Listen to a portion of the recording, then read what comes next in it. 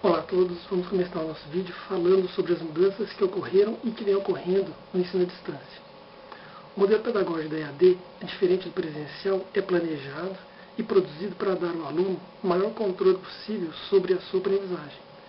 O aluno é quem escolhe o momento, o lugar, o ritmo de aprendizagem, levando em conta que o ritmo precisa estar de acordo com o cronograma da disciplina que está sendo cursado. Uma das características mais importantes de um aluno que estuda e aprende à distância é a autonomia, pois ele tem a liberdade, a responsabilidade, a flexibilidade e o gerenciamento do seu tempo. Ou seja, é o aluno quem determina como, quando e em que ritmo irá estudar, estando ele longe geograficamente do professor e dos colegas. Outro ponto que abordaremos aqui nessa aula é a produção de materiais didáticos voltados para a EAD.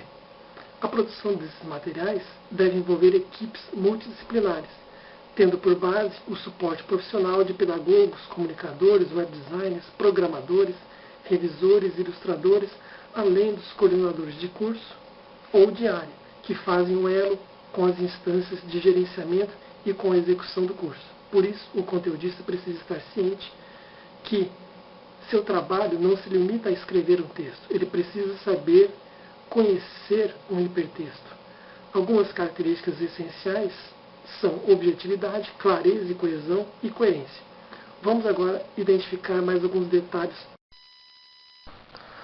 Ela surge como uma alternativa para o desenvolvimento pleno do indivíduo e da sociedade. Ela deve possibilitar a inserção dos alunos no contexto social, de forma reflexiva, facilitando o entendimento das problemáticas atuais e os ajudando na construção das habilidades e das competências necessárias ao mercado de trabalho. Também deve auxiliar na construção de uma vida cidadã, pois a educação do século XXI deve permitir o desenvolvimento das competências exigidas no mercado de trabalho e possibilitar uma releitura do processo de ensino-aprendizagem, enfocando a qualidade, a autonomia e o entendimento crítico e político do todo.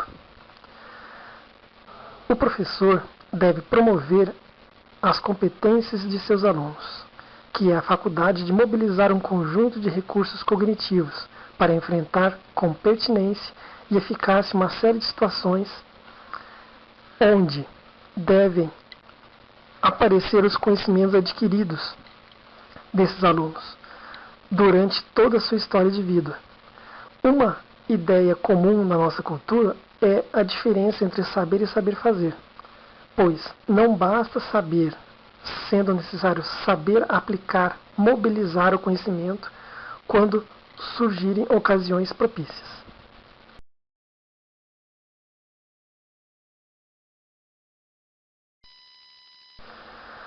O trabalho em equipe também é um ponto muito importante, pois a capacidade de mobilização dos saberes só se desenvolve em situações singulares e é necessário trabalhar e exercitar a mobilização, a transferência para o cotidiano. Isso exige tempo e isso vai fazer surgir erros e acertos parciais, resultando em descobertas individuais e também em equipe. O professor deve procurar a transposição didática, a mobilização de capacidades, atribuindo grande importância a essa prática. Os professores e alunos devem acumular saberes e mobilizar o que aprenderam em situações da vida, no trabalho e também fora dele. O professor também deve estimular a formação crítica. Dentro da universidade, temos a produção de conhecimentos, que estimula a formação crítica do sujeito, a pesquisa, a problematização das questões relacionadas ao contexto social na qual estamos inseridos e a preparação para o mercado de trabalho. Não podemos esquecer também da formação de líderes. O professor deve formar líderes, pois a liderança é a capacidade do indivíduo de influenciar outras pessoas, fazendo com que as mesmas se empenhem voluntariamente na busca e no alcance de determinados objetivos. A liderança não é algo que é concedida por superiores. Ela é conquistada pelo próprio líder, a partir de suas habilidades pessoais. Também é papel do professor ou educador estimular e exercer uma liderança democrática, na qual possa dividir, na maioria dos casos, o poder de decisão sobre os assuntos universitários, criando e estimulando a participação de todos. Mas isso não representa abrir mão de suas responsabilidades ou funções relacionadas ao seu cargo. Uma liderança efetiva é condição indispensável para iniciar uma eficiente ação pedagógica.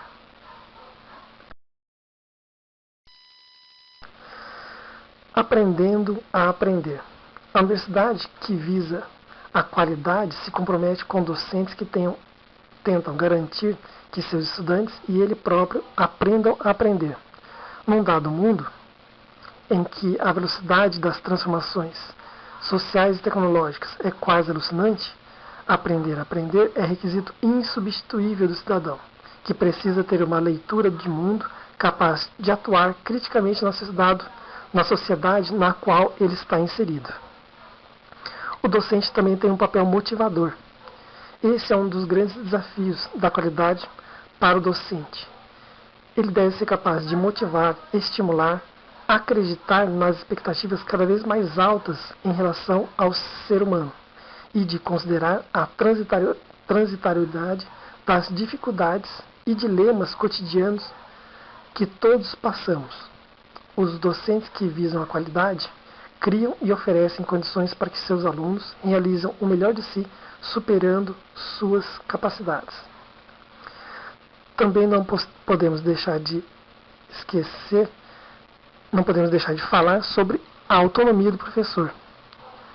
A autonomia ela pode ser descrita como a capacidade de um indivíduo em orientar sua conduta de acordo com as leis e regras que ele dá a si mesmo, recorrendo para isso à vontade e à razão.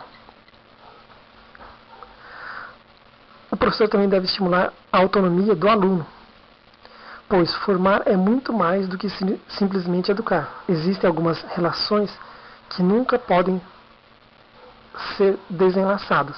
Para que a pedagogia da autonomia seja aplicável, o ensino dos conteúdos com formação ética dos educandos, prática com teoria, autoridade com liberdade, respeito ao professor com respeito ao aluno e ensinar com aprender.